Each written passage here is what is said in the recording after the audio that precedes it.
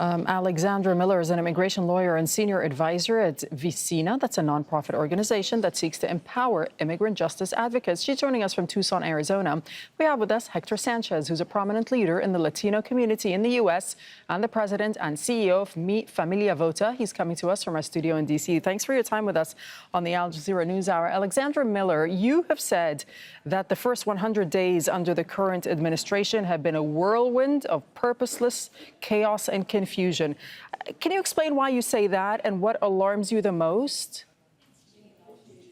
Well, the reason I say it's purposeless is because there is no reason to be so fearful of immigrants in the United States. And the actual purpose of the U.S. administration is to drum up Americans' fears and to leverage that fear to consolidate power and to leverage that power here in the United States.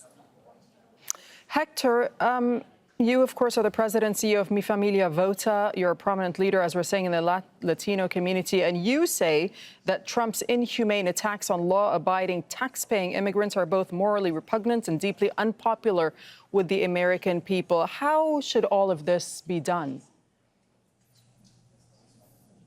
Thank you, Darine. It's very important to highlight that this is very unpopular. The latest polls in the nation show that the majority of the nation opposes Trump's policies on immigration and the economy. And he has manipulated the issue from the political point of view to blame everything on immigrants. We have seen this since the campaign. And we saw yesterday a time when we saw a poll saying that he's the most unpopular president in the first 100 days since the nation started polling. This is a very big deal. And instead of addressing this issue, what he did is he put 100 images of immigrants in the garden right in front of the media. This is an example of how he has driven his policies in the nation. It doesn't matter what issue he's discussing. He turns the attention to blame everything on immigrants. And this, the criminalization of immigrants, is having a horrible impact in our communities. There are very serious mental health issues in the communities. Our communities are living in fear. People are stopping going to work, are stopping going to schools. The neighbors have to go and buy groceries for the families where immigrants are, and this is unacceptable. We cannot continue with this fear and these attacks on the immigrant community. Alexandra, but Trump says that these policies make America safe and they make America great. And going into this election, voters themselves had said that immigration was right up there in their list of demands. And we know that from the latest statistics, crossings are down 90%. So that's a success, right? I think this focus on the numbers at the border is a complete misdirection. There's no threshold or number of immigrants that is good or bad for the U.S. community. We know that immigrants writ large, historically, today and tomorrow, have been a boon for the American economy and for prosperity here. Attacks on immigrants impact our economy, impact our tourism, and impact our communities.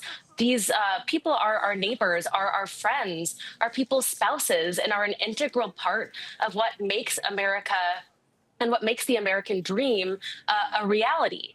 And the reality is attacking immigrants impacts all of us.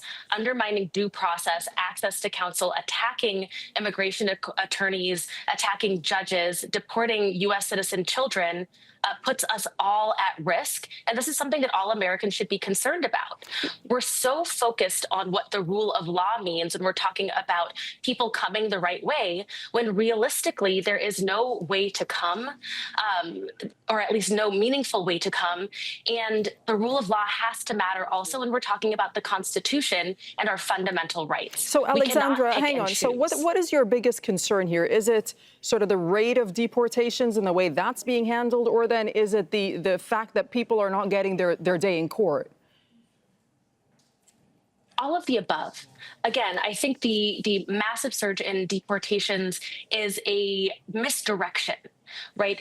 People are supposed to be afforded due process, but also people have a right to seek protection in the United States that's enshrined in immigration law, and people who have been in the United States for a long time, who are meaningful components of our communities, should have a right to defend their ability to stay in the United States and to stay with their families. So it is a due process issue, but it is also relevant for the success of the United States and for the way that our community is. Hector, look, ICE arrest rates have reportedly doubled since 2024, right? Increasing. One of the statistics that I saw was that they've increased from 310 to about 650 per day as of mid-March this year. How do you prepare people for a potential ICE raid?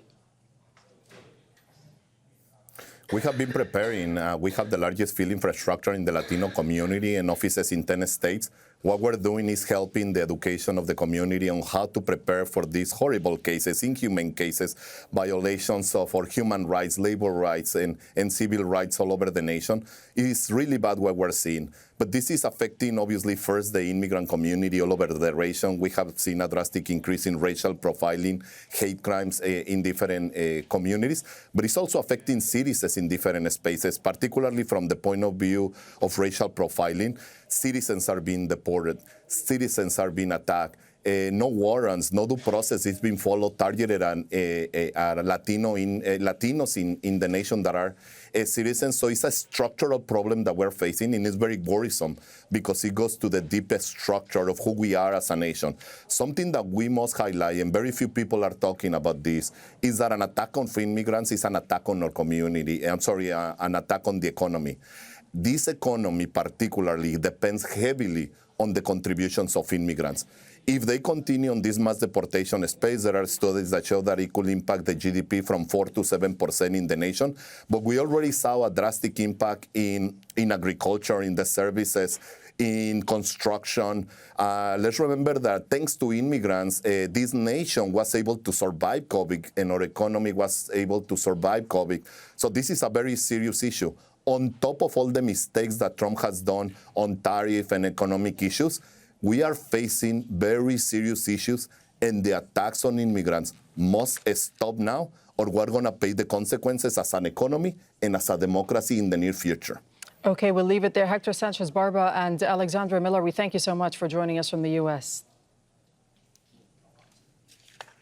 Thank you for the invitation.